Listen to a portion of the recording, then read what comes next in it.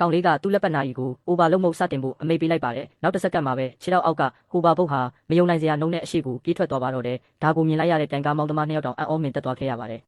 တစ်ချိန်တည်းမှာပဲကုမ္ပဏီသူထေးမတယောက်အစည်းအဝေးလုပ်နေပါတယ်သူတို့ကကားထုတ်လုပ်တာဖြစ်ပြီးမတော်တဆမှုတစ်ခုကြောင့်ရှယ်ယာဈေးတွေထိုးကျနေတာပါထုတ်ကုန်အသစ်မိတ်မဆက်နိုင်ရင်ကုမ္ပဏီဒေဝါလီခံရတော့မှာဖြစ်ပါတယ်အဲ့ဒီအချိန်မှာကောင်လေးကအစားတောက်လာဖို့ရင်အထဲကိုဝင်လာပါတယ်စခရင်ဘော်ကနီးပညာပြဿနာကိုမတော်တဆမြင်သွားပြီးအိတ်ထဲကဘလူးပရင်တရွက်ကိုထုတ်ပေးခဲ့ပါတယ်ကောင်လေးပြန်သွားတော့တထေးမကစာရွက်ကိုဖွင့်ကြည့်ပြီးအံ့ဩသွားပါတယ်အထဲမှာမျိုးဆက်သစ်အင်ဂျင်ဒီဇိုင်းပါနေလို့ပါကုမ္ပဏီပညာရှင်တွေကဒါဟာတော်လန်ပြောင်းလဲမဲ့နီးပညာလို့ယုံကြည်သွားကြပါတယ်သတင်းထွက်တာနဲ့ရှယ်ယာဈေးဆယ်ဆတက်သွားပါတော့တယ်တကယ်တော့ဒီကောင်လေးက IQ 300ရှိတဲ့တီထွင်မှုပါရကူပါကျောင်းအုပ်ကြီးကတော့လိုချင်နေပေမဲ့ကောင်လေးကအတန်ဖြတ်ဆက်နဲ့သူ့အဖေတန်လုပ်ပြီးဖုံးပြောလေးရှိပါတယ်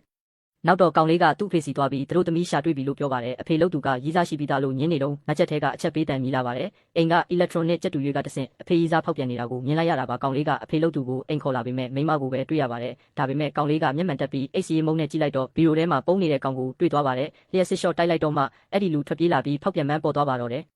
လူလိန်ကလူမိုက်တွေခေါ်ပြီးရန်ပြူဖို့လုပ်ပါတယ်ကောင်လေးရဲ့ဆက်ရုပ်ခွေးကလျှက်စစ်လွတ်ပြီးတိုက်ခိုက်လိုက်ပါတယ်အကုန်ဝိုင်းချကြမယ်လှုပ်တုံးသူထေးမရောက်လာပြီးတားဖား2ယောက်ကိုကယ်သွားပါတယ်အိမ်ရောက်တော့တထေးမကကျေးဇူးဆက်တဲ့အနေနဲ့အဖေလုပ်သူကိုအင်ဂျင်နီယာချုပ်ခန့်လိုက်ပါတယ်အဖေလုပ်သူကသူဆွဲတာမဟုတ်လို့ညင်းပေမဲ့ကောင်လေးကတထေးမကိုအမေလုပ်မယ်ဆိုရင်ဒါဟာမင်္ဂလာလက်ဖွဲ့ပါလို့ပြောလိုက်ပါတယ်တထေးမကလည်းအိမ်ကအိမ်အောင်ပြုဖို့ဖိအားပေးနေတာနဲ့ချက်ချင်းလက်ထပ်လိုက်ပါတယ်